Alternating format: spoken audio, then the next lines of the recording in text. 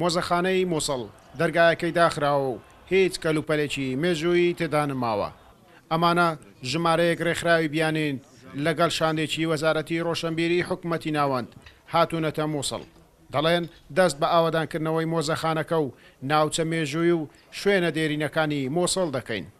إعادة البنى التحتية للمتحف وتطويره بما يتلائم مع النظام العالمي. نۆژەنکردنەوەی ئەو مۆزەخانە بەو زوانە دەست پێ دەکەین. بە شێواز و دیکۆرێکی جوانترەوە دروستی دەکەینەوە. جگە لەو مۆزەخانە ناوچە ئاسەوارەکانی تریش کە بەهۆی جەنگەوە زەرەریان بەرکەوتووە نۆژەنیان دەکەینەوە.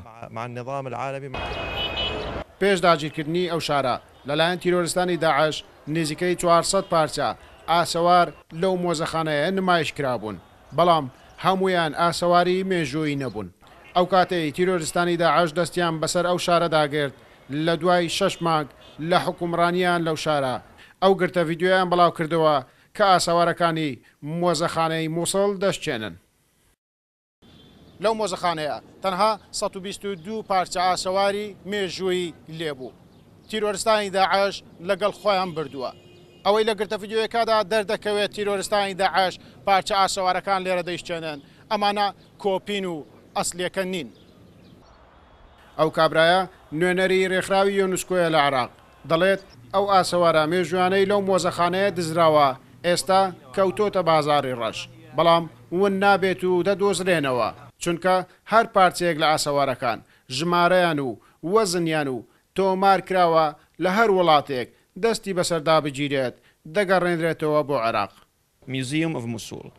This will be the first ئەو ئاسەوارە مێژویانەی دزراون ون نابێت و دەدۆزرێنەوە، بەڵام کاتی پێویستە لەوانەیە 4 بۆ 5 ساڵی تر بخانێ تاوەکو دەدۆزرێنەوە، بەڵام ئەوەی گرینگە حکومەتی عێراق بیکات بۆ بە زووی دۆزینەوەی ئەو ئاسەوارە مێژویانە پەیوەندیەکی زیاتری توندوتۆڵە لەگەڵ ئەنتەرپۆل و لە لایەکی تریشەوە لە ڕێگای نوێنەرەکانیەوە لە وڵاتانی جیهان هەوڵی بۆ بدا بۆ دۆزینەوەیان.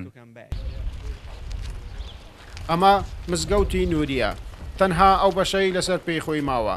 منارەکەی حەد باش بناغەکەی ماوە، ئەمەش تا ڕادەیەک کار ئاسانی دەکات بۆ ئەو ڕێکخراوانەی کە بەنیازن لەسەر نەخشەکەی جاران نوێژەنی بکەنەوە. بە دۆر منارەکەی حەدبادا دەسوڕێنەوە. هاتوون بۆ دەستپێکردن بە ئاوادانکردنەوەی منارەی حەدبا و مزگەوتی نووری کە ئەو شوێنەی خەلافەتەکەی تیرۆریستانی داعشی لێ ڕاگەیەندرا. هەر لێرەش بوو کۆتایی بەدەسەڵاتی تیرۆریستانی داعشات. گەیلان بۆتانی کورسات نیوز مووسڵ.